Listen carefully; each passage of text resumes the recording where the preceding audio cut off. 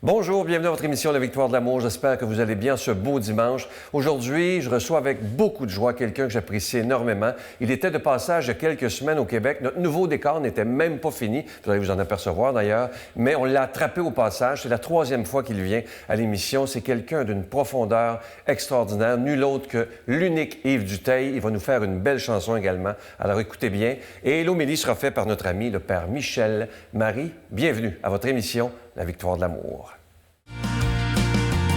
Si tu m'as donné ta vie, je te donne la mienne. Dans le froid de la nuit, mon cœur t'appartient.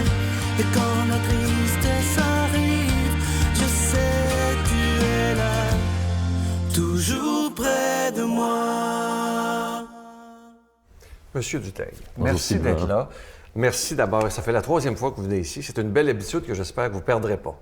J'espère, c'est une belle victoire. Oui, tout à fait.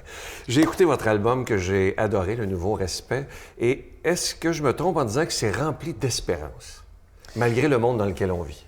Mais justement, je pense que c'est dans les moments où l'humanité traverse ses pires séquences, où on a besoin justement de retrouver des raisons d'espérer. Donc c'est difficile, c'est pas quelque chose qui vient tout seul. Et l'espérance, c'est quelque chose qui jaillit d'une vision, Alors oui, effectivement, c'est pas un hasard. C'est pas un hasard. Est-ce que l'époque dans laquelle on vit présentement, au niveau planétaire, vous fait peur? Oui. Ah oui? Oui, parce que tout peut arriver. En fait, on a un peu le sentiment de traverser une période inédite, quelque chose d'inconnu. On n'a jamais traversé une période de mutation aussi profonde, aussi universelle. Quel que soit le domaine où on se tourne, on s'aperçoit que tout est en train de changer, de basculer. Je ne sais pas exactement à quel instant ça a commencé, mais peut-être avec l'émergence de l'Internet, parce que ça rendait notre humanité planétaire alors qu'elle est différente sur chaque point de la Terre. Et la communication instantanée, les fausses nouvelles, les mensonges généralisés, et aussi le positif de tout ça. Parce que l'Internet a apporté aussi son lot de bonnes choses. Donc, ça transporte autant le bon que le mauvais. Alors oui, la presse, la politique, la religion, la spiritualité, la philosophie, la culture, le travail, le monde économique, l'environnement, tout est en train de se modifier sous nos yeux. Et ce qui fait peur, c'est effectivement, jusque-là, on avait un peu l'impression d'avancer vers plus de démocratie, plus de liberté, plus de justice, plus de fraternité. Il y avait des organismes qui s'étaient créés, l'OTAN, l'ONU, pour essayer de rendre l'humanité plus humaine. Et c'était peut-être cette démarche qui faisait que au Moyen-Âge, le monde était plein de choses trappes, de coupe-gorge, et tout d'un coup, tout semblait s'harmoniser. Et là, on a un peu l'impression de repartir en arrière avec la réémergence des extrêmes, de dictatures qui reviennent au pouvoir, de monstres financiers qui sont en train de tout avaler. Oui, ça fait peur. Et de violence et de cruauté même, d'indifférence. L'indifférence, oui. De cynisme. Oui, ça fait peur. Est-ce que vous trouvez que sournoisement, on est en train de perdre certaines libertés, alors qu'on n'arrête pas de dire que nous sommes libres, les êtres humains sont libres? Trouvez-vous que tranquillement, on la perd, cette liberté? Je pense que oui. Il suffit de faire l'expérience de prendre l'avion pour aller dans un pays étranger. Et on s'aperçoit qu'il faut montrer patte blanche, il faut passer les contrôles, il faut montrer son visage, il faut montrer ses empreintes, il faut s'identifier, il faut être contrôlé. Et c'est pas un grand gage de liberté. Et en même temps, oui, en même temps, c'est ce qui nous libère du danger du terrorisme, c'est ce qui nous libère de la tricherie, c'est une nécessité absolue d'authenticité. Mais est-ce que c'est ça la liberté? Je ne suis pas sûr. J'ai constaté dans les années précédentes qu'on parle beaucoup de liberté en emprisonnant des gens, qu'on parle beaucoup de démocratie en truquant des élections.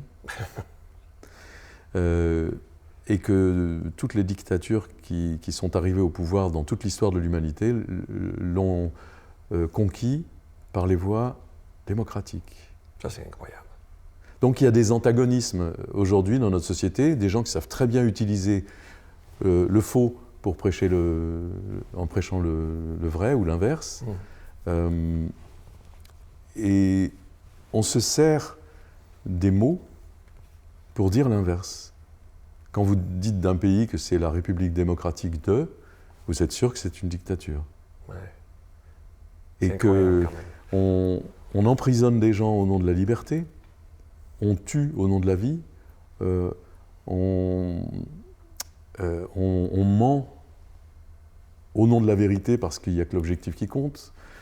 Et en même temps, on nous gomme un peu cette originalité individuelle qui fait qu'on est en train de se tourner vers le collectif tout en empêchant chacun d'exprimer sa différence. On est en train de nous englober dans nos différences, c'est-à-dire les groupes.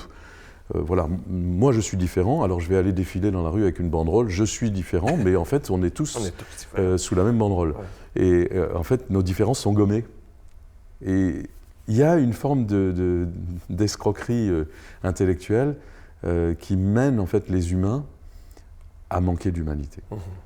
Vous citez, dans la recherche que j'ai lue hier, vous citez une phrase d'Einstein que je ne connaissais pas, qui est magnifique, j'aimerais que vous développiez, ça dit ceci.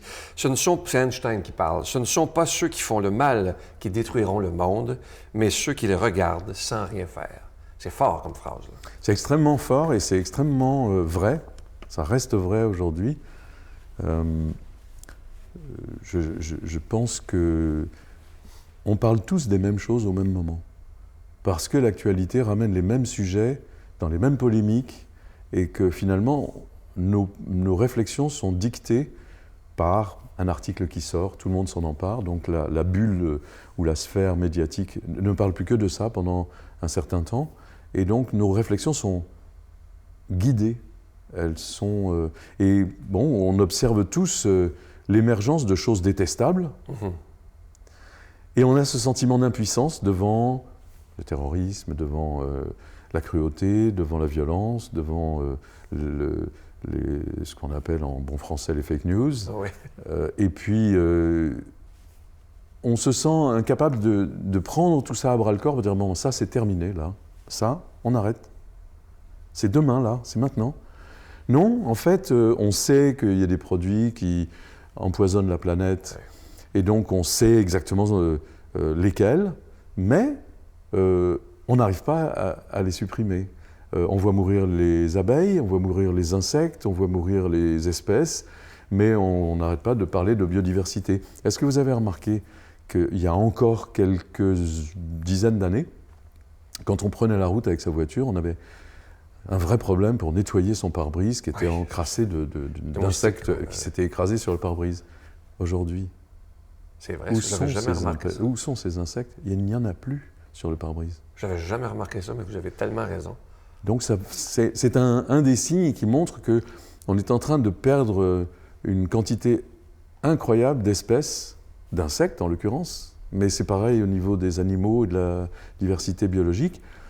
Et puis, si on se transfère dans la bulle culturelle, eh bien, la diversité culturelle, elle suit aussi le même chemin, c'est-à-dire qu'on a tendance à tout uniformiser, donc à tous parler de la même chose au même moment, ce qui évite en fait d'évoquer les vrais problèmes.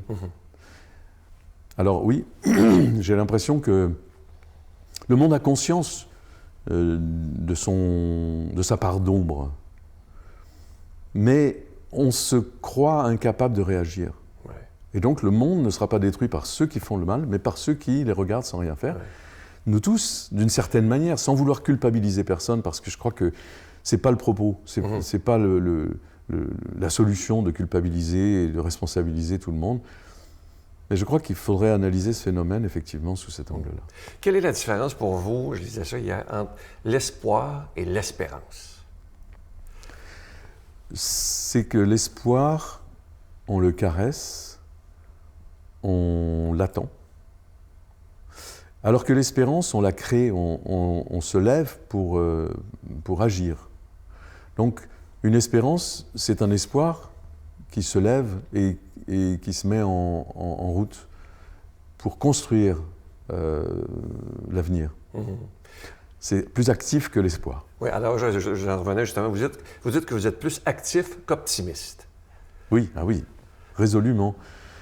Je pense qu'il y a deux catégories d'humains sur la planète. Il y a les optimistes et les pessimistes. Et ce sont toujours les pessimistes qui ont raison, en fait. Sauf que ce sont les optimistes qui font avancer le monde. Et mon propos, à moi, c'est d'être plutôt parmi ceux qui, au lieu de maudire l'obscurité, vont essayer d'allumer une chandelle. Et bon, ça a l'air d'être un grand mot, une grande phrase, un grand principe, mais je pense que ce que l'on voudrait voir dans le monde modifié en termes général commence par nous-mêmes. C'est-à-dire, si on n'arrive pas à se modifier soi-même pour essayer de rejoindre la part de lumière qui est en nous, la part d'espérance, la solution des problèmes à notre niveau, comment imaginer que les grands de ce monde puissent y arriver pour l'univers, pour la planète, pour les pays, voilà.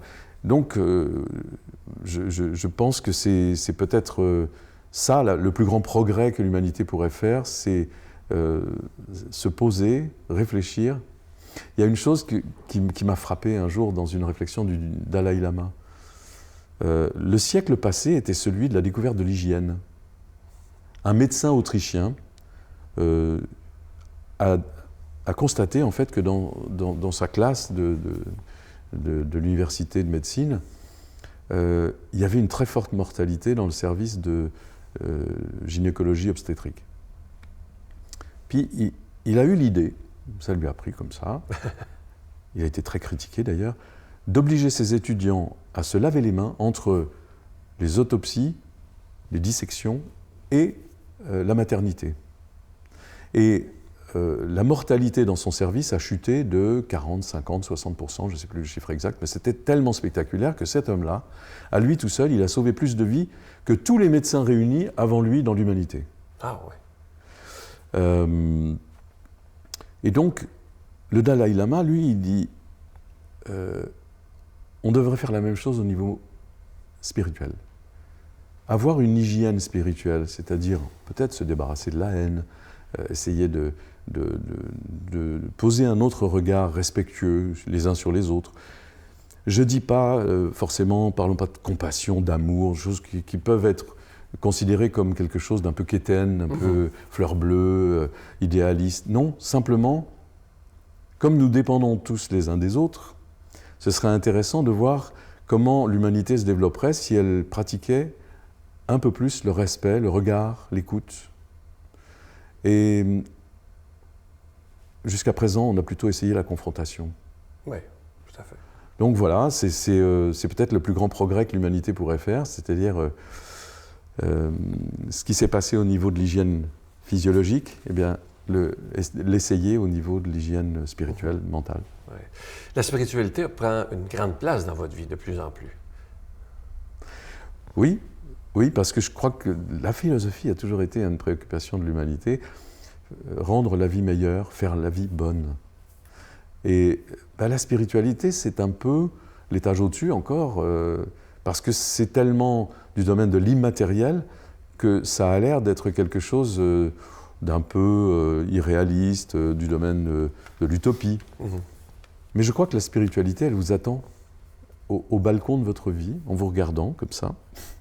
Et un jour, à l'occasion d'un événement, d'une peur, d'une épreuve, d'un drame ou d'un bonheur, vous vous rendez compte qu'il y a quelque chose qui est au-dessus de nous, qui est un peu nous, et beaucoup l'univers, qu'on a du mal à nommer, à exprimer, à expliquer, qui n'est pas du domaine du rationnel, mais qui nous attend. Ouais. Et à un moment donné, où cette chose-là, cette entité qui est nous-mêmes, d'une certaine manière, nous dit « Bon, ça y est là, tu viens, on y va ?» Et on embarque dans quelque chose de nouveau, dans une considération plus immatérielle de l'univers, qui s'avère être finalement la chose la plus solide dans notre vie. parce que même les tours jumelles se sont effondrées à New York, même les pyramides finissent par s'user, les murailles les plus immenses finissent par s'effondrer, s'écrouler, s'ébouler. Mais la spiritualité, elle traverse le temps d'une façon incroyable. On raconte encore aujourd'hui l'histoire du Christ. 2000 ans plus tard, c'est quand même étonnant. Ça s'est transmis, bien, mal, différemment, etc. Mais c'est toujours là. C'est toujours là. Donc la spiritualité apparaît comme étant la chose la plus solide, bien qu'immatérielle. Il me reste peu de temps. Je veux inviter les gens à se procurer cet album. Moi, je vous le dis, c'est 40-45 minutes d'espérance, cet album-là, Respect. Et aujourd'hui, bon, il y en a plusieurs que j'aime. J'ai beaucoup aimé 40 ans plus tard. Vous parlez de votre épouse. Et aujourd'hui, vous nous interprétez à la guitare Passeur de lumière. Alors, le passeur de lumière de la chanson, c'est mon beau-père, c'est Jean, le papa de mon épouse Noël. C'est un humaniste, un homme formidable, avec qui j'adore discuter. Il a 94 ans, oh là là. Mais d'une jeunesse d'esprit extraordinaire. Il s'intéresse à tout, il est curieux de l'univers, il est curieux au point d'être un astronome éclairé. Il m'a appris à regarder le ciel autrement. Passionné de montagne, marin dans l'âme. C'est un homme extrêmement complet. Et le jour de ses 92 ans, je voulais lui offrir un poème. Et j'ai écrit ce texte. Qui est magnifique. Et puis au fil du travail sur l'album Respect, on s'est dit pourquoi pas une chanson avec ce texte. Et voilà, c'est devenu une chanson. Je vous invite à la faire pour nous, mais avant, je veux vous remercier de tout cœur. Et n'oubliez pas, quand vous revenez au Québec, vous passez par ici. Merci. Ce serait très gentil. Beaucoup. Merci.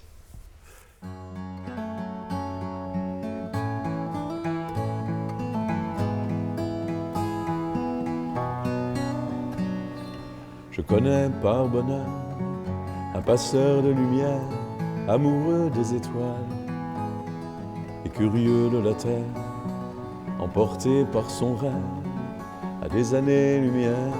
Un jour il est parti jusqu'au seuil du désert pour suivre une comète qui lui faisait de l'œil à travers sa lumière. Ça me fait tant de bien de savoir qu'il existe des hommes tels que lui, qui souffrent et qui résistent. Son regard bleu si clair, de sage et de marin, posé sur l'univers, m'a montré le chemin, sa passion pour hier, m'aide à croire en demain. Un peu de frison roche, un soupçon d'Archimède, un grain de Montessier et d'Henri de Montfrère. Le cœur émerveillé, anonyme et modeste, il m'apprend à aimer par la beauté du geste.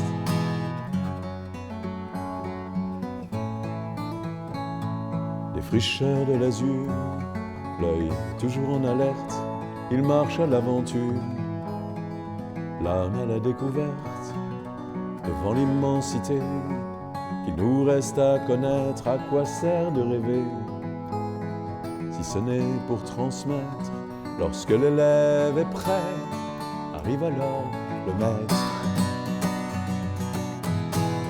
Un peu de frison roche, un soupçon d'Archimède, un grain de Montessier et d'Henri de Montfrère. Le cœur émerveillé, anonyme et modeste, il m'apprend à aimer par la beauté du geste.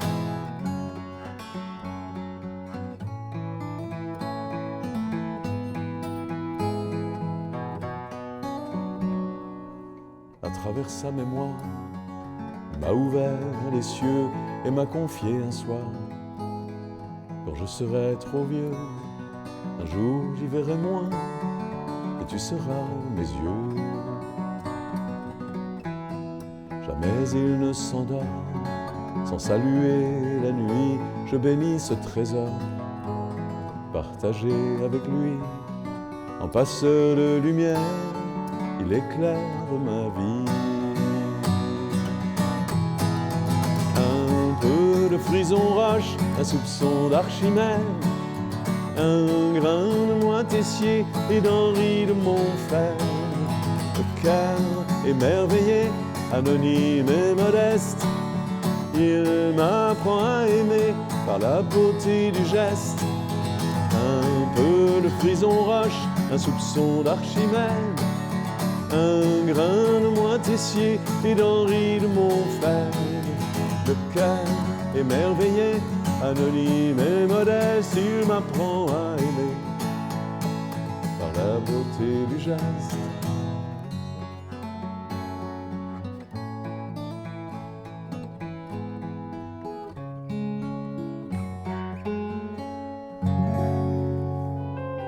Notre Père qui es aux cieux, que ton nom soit sanctifié, que ton règne vienne, que ta volonté soit faite sur la terre comme au ciel.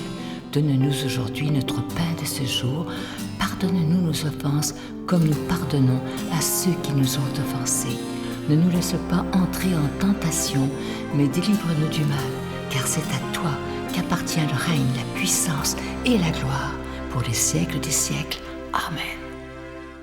Je suis tellement content de vous parler de ce nouveau cadeau du mois. Il s'agit d'une exclusivité, la Victoire de l'amour. Vous le voyez à l'écran présentement. Il s'agit du chapelet de Marie Consolatrice. Il est en cristal, orné de petites roses. Il est déjà béni et la particularité, il n'est pas fabriqué dans une usine. Il est fabriqué à la main par des religieuses de Mexico, de la communauté Agnus Dei. Et d'ailleurs, elles nous remercient de tout cœur de faire affaire avec eux parce que ça leur permet d'aider les enfants les plus démunis à Mexico. Et aussi, c'est agréable de savoir que ce chapelet, il est fait dans la prière. Je vous rappelle que vous le recevrez avec un don de 25 $ et si vous en voulez deux, parce que ça se donne vraiment bien en cadeau, avec un don de 40 $, je vous donne l'adresse, la Victoire de l'amour, case postale 120, succursale Boucherville à Boucherville, le J4B 5E6, je vous la redonne, la Victoire de l'amour, case postale 120, succursale Boucherville à Boucherville, le J4B 5E6, également par téléphone, par carte de crédit du lundi au vendredi de 8h30 à 16h30 dans le 514-523-4433,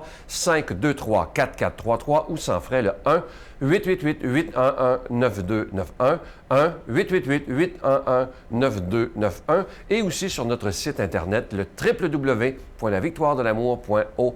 Alors, je vous rappelle cette exclusivité de la Victoire de l'amour, le chapelet de Marie Consolatrice. Il est en cristal, orné de petites roses et il est déjà béni. Je vous rappelle qu'il est fabriqué par les religieuses de Mexico, de la communauté Agnus Dei. Merci de tout cœur de votre grande générosité, mais merci surtout de votre prière afin qu'on puisse toujours annoncer la parole de Dieu comme Jésus nous le demande.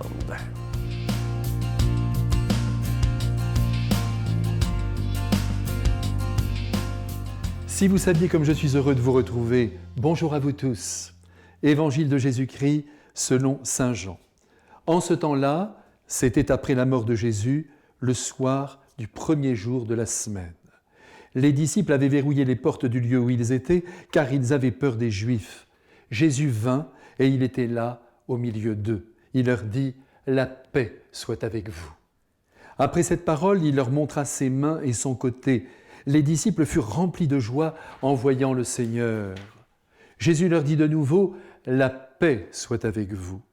De même que le Père m'a envoyé, moi aussi je vous envoie. » Ayant ainsi parlé, il répandit sur eux son souffle et il leur dit « Recevez l'Esprit Saint. Tout homme à qui vous remettrez ses péchés, ils lui seront remis. Tout homme à qui vous maintiendrez ses péchés, ils lui seront maintenus. » Or, l'un des 12, Thomas, dont le nom signifie jumeau, n'était pas avec eux quand Jésus était venu. Les autres disciples lui disaient « Nous avons vu le Seigneur !» Mais il leur déclara « Si je ne vois pas dans ses mains la marque des clous, si je ne mets pas mon doigt à l'endroit des clous, si je ne mets pas la main dans son côté, non, je ne croirai pas. » 8 jours plus tard, les disciples se trouvaient de nouveau dans la maison et Thomas était avec eux. Jésus vient, alors que les portes étaient verrouillées et il était là, au milieu d'eux. Il dit « La paix soit avec vous. » Puis il dit à Thomas, « Avance ton doigt ici et vois mes mains. Avance ta main et mets-la dans mon côté. Cesse d'être incrédule, sois croyant. » Thomas lui dit alors, « Mon Seigneur et mon Dieu. » Jésus lui dit, « Parce que tu m'as vu, tu crois.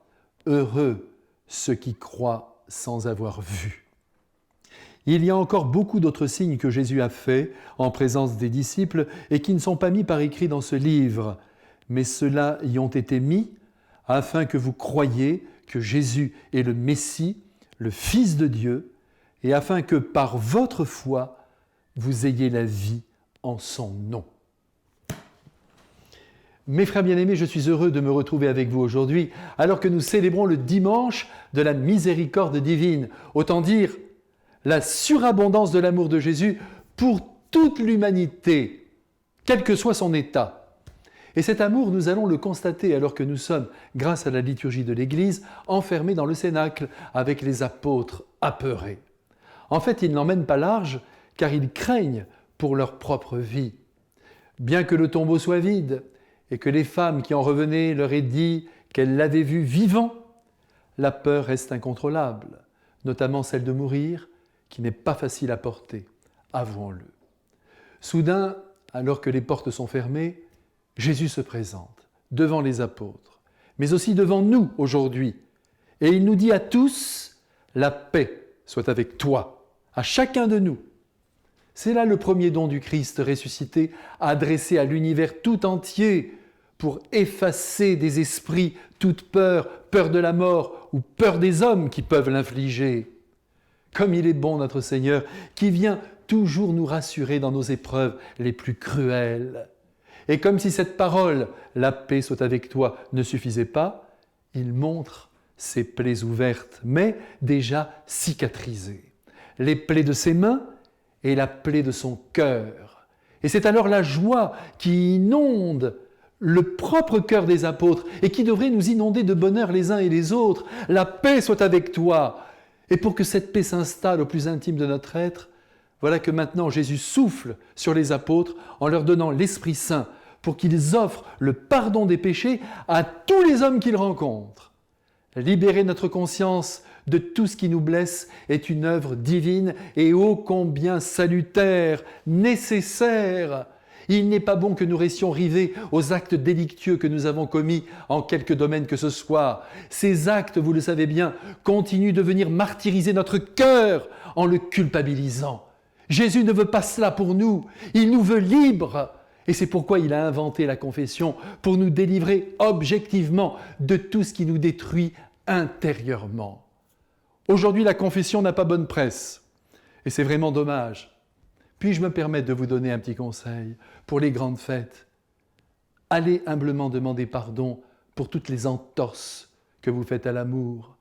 Je le fais moi-même, ce que je vous dis là, et nous continuerons ensemble notre chemin, le cœur joyeux et enfin libéré du passé, dans lequel Jésus n'enferme jamais personne.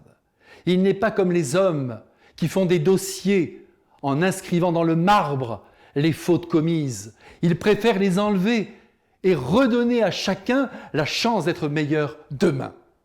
D'ailleurs, voyez, quoi que nous ayons fait dans notre vie, maintenant, il nous bénit. Au nom du Père et du Fils et du Saint-Esprit. Amen. Je vous salue Marie, pleine de grâce. Le Seigneur est avec vous. Vous êtes bénie entre toutes les femmes, et Jésus, le fruit de vos entrailles, est béni. Sainte Marie, Mère de Dieu, priez pour nous pauvres pécheurs, maintenant et à l'heure de notre mort. Amen.